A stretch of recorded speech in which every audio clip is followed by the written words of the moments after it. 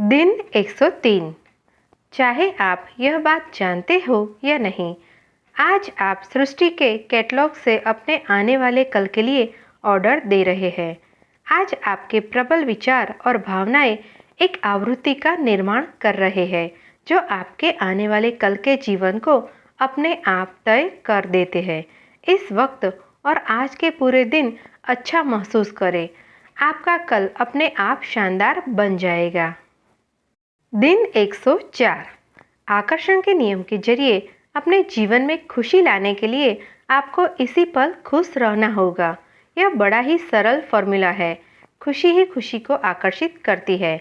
हालांकि लोग कई बहाने बनाते लगते हैं कि वे खुश क्यों नहीं हो सकते।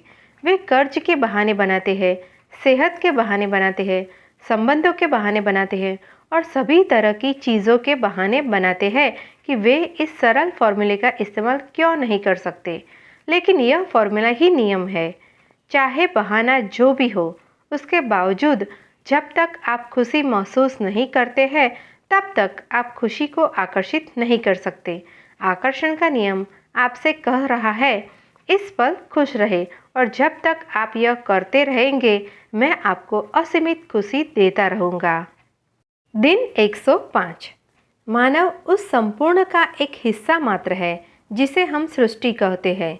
एक ऐसा हिस्सा जिसमें समय और दूरी की सीमा है।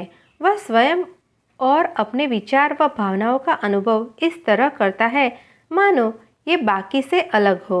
उसकी चेतना एक तरह का दृष्टि भ्रम होती है। यह भ्रम हमारे लिए एक जेल की तरह है जो हमें अपनी व्यक्तिगत इच्छाओं और हमारे चंद करीबी लोगों के स्नेह तक सीमित रखता है।